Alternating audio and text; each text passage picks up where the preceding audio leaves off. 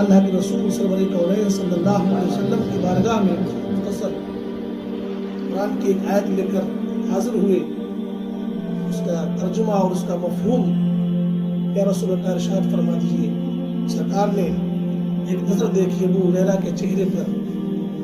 میرے آقا صلی اللہ علیہ وسلم سمجھ گئے یہ قرآن کی آیت کا ترجمہ اور مفہوم پوچھنے نہیں آئے بلکہ ان کا چہرہ بتا رہا ہے یہ اپنی بھوک پیاس کا حل قرآن سے تلاش کرنے کے لیے. سرکار اپنے حجرہ شریفہ کے اندر گئے اور ارشاد فرمایا کچھ کھانے کے لیے ہے. تھوڑا سا دودھ پیالے میں سرکار لے کر آئے, برکت کی دعا فرمائی.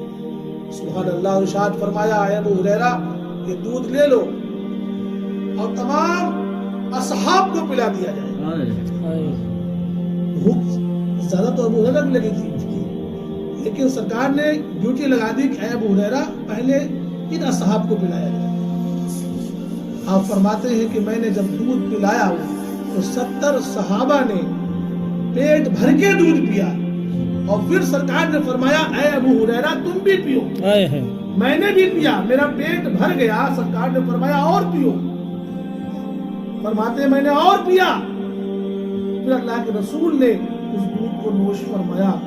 ہاں جناب ابو ہریرہ کیسا تھا وہ شیریں جس سے 70 صحابیوں کا دوسرے منہ بن گیا.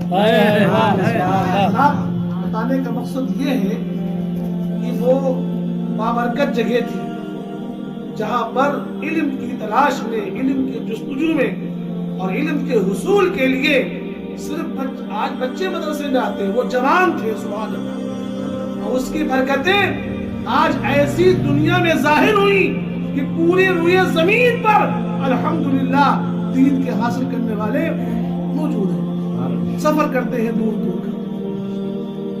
اللہ پاک سے دعا ہے کہ جن لوگوں نے یہ قدم اٹھایا ہے بالخصوص ہمارے مولانا نور ہدا صاحب اور ان کے تمام رفقا, اللہ ان کو ہمت و حوصلہ عطا فرمائے اور اس ادارے کی ترقی کی اسباب عطا فرمائے.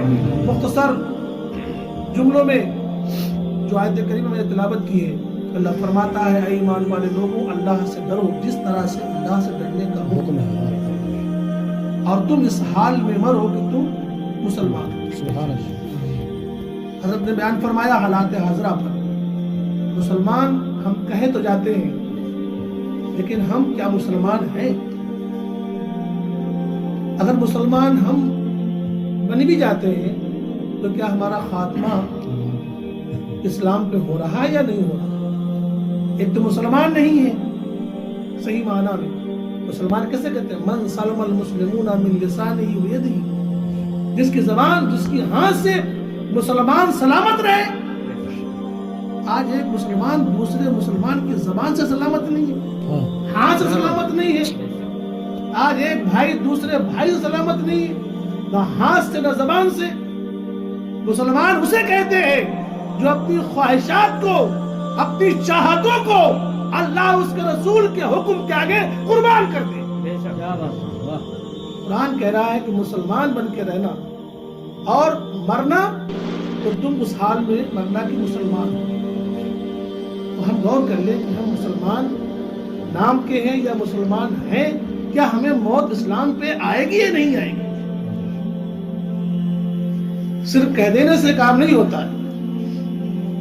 وہ ابو بکر صدیق ہیں, خلیفۃ المسلمین ہیں, جو یار غار ہیں, کہ جن کی خشیت اور جن کا خوف خدا لوگ زندگی میں سمجھ ہی نہیں پائے. سرکار عمر فاروق اعظم فرماتے ہیں ایک مرتبہ نماز فجر کے لیے آپ کے دروازے سے گزرا تو میں جب گزرتا تھا تو ابو بکر صدیق کو آواز دیتا ہو گزرتا تھا. ایک روز میں گزرا تو مجھے ایسا لگا کہ آپ کے گھر میں کباب بھونے جا رہے ہیں, گوشت کی جلنے کی خوشبو آئی. جب آپ تشریف لائے تو کیا آپ نے فرمایا کہ آج آپ کے یہاں کباب بن رہے ہیں کیا؟ آپ نے ارشاد فرمایا اے میرا دوست نہیں, کباب نہیں بن رہے ہیں. اور وہ یقین کیسے نہ کرتے؟ ابو بکر جھوٹ تھوڑا بولیں گے. بات وہی ختم ہو گئی. انہوں نے کہا کیا آپ کے گھر کباب بن رہے تھے؟ انہوں نے کہا نہیں, خوشبو تو آ رہی تھی. لیکن بات ختم ہو گئی. بات کا اظہار جب ہوا جب خلیفۃ المسلمین اس دنیا سے چلے گئے, رخصت فرما گئے, اور ان کے شریک حیات میں جب عمر فاروق اعظم سے بتایا کہ ابو بکر صدیق رات کے آخری حصے میں اس قدر زار و قطار رویا کرتے تھے کہ ان کے سینے کے اندر سے گوشت کے جلنے کی خوشبو آیا کرتی. اللہ فرماتا ہے کہ مسلمان بن کے رہو اور اس حال میں مرو کہ تم مسلمان ہو.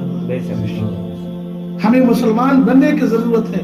آج مسلمانوں کا صرف طریقہ جو اپنا لیتا ہے وہ دنیا میں مشہور ہو جاتا ہے, چاہے وہ اگرچہ مسلمان صحیح معنی میں نہ ہو. اگر مسلمانوں کا طریقہ اپنا لے تو پوری دنیا میں مشہور ہو جاتا ہے. قسم خدا کی, سچا اگر مسلمان بن جائے گا تو ساری طاقتیں اس کے قدموں میں آ جائے گا. سبحان اللہ. میرے عزیزو, ہمیں ضرورت ہے تعلیم کی, ہمیں ضرورت ہے قرآن و حدیث کی روشنی میں زندگی گزارنے کی, ہمیں ضرورت ہے ادب مصطفیٰ سے اپنے سینوں کو منور کرنے کی. ہمیں وہ ادب کہاں ملے گا کہ صحابہ کرام اپنی انگلی کے پورے سے بھی سرکار کے دروازے کو دستک دینا بے ادبی سمجھتے تھے. کہاں ملے گا ہمیں یہ ادب؟ یہ ہمیں تعلیم کے اندر ملے گا, ہمیں قرآن کے اندر ملے گا, حدیث کے پڑھنے کے بعد ملے گا. جب تک ہم دین کی تعلیم نہیں سیکھیں گے نہ سچے مسلمان بن سکتے ہیں اور نہ ہم ادب مصطفیٰ کو صحیح معنی میں سمجھ سکتے ہیں. جو اپنے انگلی کے پورے سے بھی دروازے پر دستک دینا بے ادبی سمجھتے تھے. ادب گاہ اشت زیر آسمان از عرش نازک تر نفس گم کردہ می آیت جنید و بایزیدی. ہمیں چاہیے اپنی خصوصاً اپنی بیٹیوں کی تعلیم کے لیے غور خوش کرنا ہے. حضرت لوگ اللہ ان کو ہمت دے, 60 بچیاں زیر تعلیم ہے. سبحان اللہ. ہمارے گھر میں 2-3 بچی ہوتی ہیں تو ہم ان کی تربیت کے لیے